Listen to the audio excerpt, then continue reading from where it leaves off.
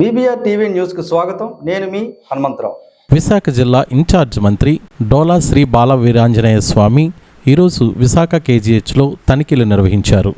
ఆసుపత్రిలోని అన్ని విభాగాలు పరిశీలిస్తూ ఉదయం నుంచి ఇంకా ఆసుపత్రిలోనే పర్యటిస్తున్నారు.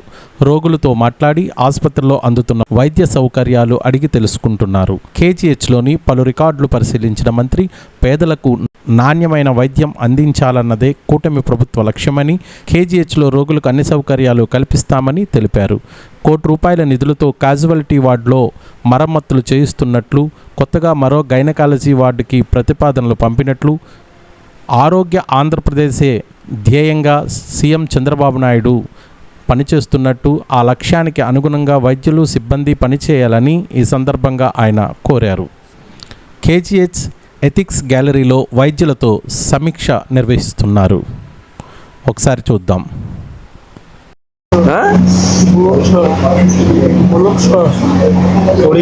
ఒడిషా ఏమైంది?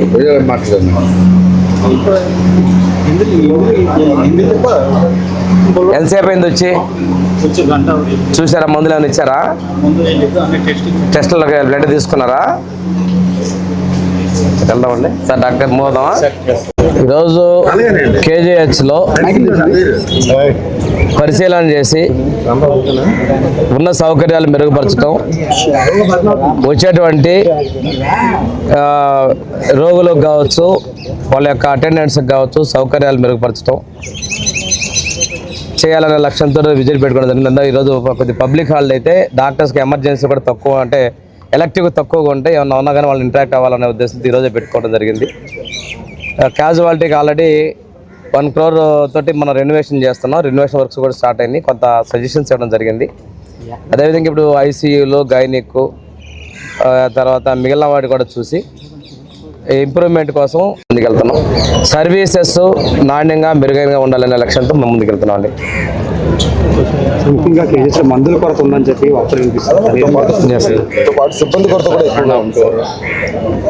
అంటే వారసత్వ సంపద. ఈరోజు మీరు చెప్పే సమస్యలకైనా కానీ సిబ్బంది అనేది ఈ రోజుకి ఈరోజు వచ్చింది కాదు. గతంలో ఉన్నటువంటి కొరతలు ఉన్నాయి. అప్పటికీ కూడా చాలా వరకు రిక్రూట్మెంట్ చేస్తున్నాం, ఇంకా చేస్తున్నాం. అవసరమైతే డైరెక్ట్ వాక్-ఇన్ ఇంటర్వ్యూలు కూడా తీసుకుని రెగ్యులర్ అపాయింట్మెంట్స్ ఇస్తున్నాం. సిబ్బందిని నింపేదానికి చర్యలు తీసుకుంటున్నాం. సౌకర్యాలు మెరుగుపరచడం కోసం ఇస్తున్నాం. డ్రగ్స్ కూడా అంటే ప్రస్తుతం కొరతలు ఉన్నాయనేది మా దృష్టికి రాలేదు, కానీ మీరు అంటున్నారు కాబట్టి చెక్ చేద్దాం. ప్రభుత్వం అయితే ఎప్పటికప్పుడు పూర్తి స్థాయిలో స్ట్రెంగ్తనింగ్ కోసం వెళ్తున్నాం. Okay sir.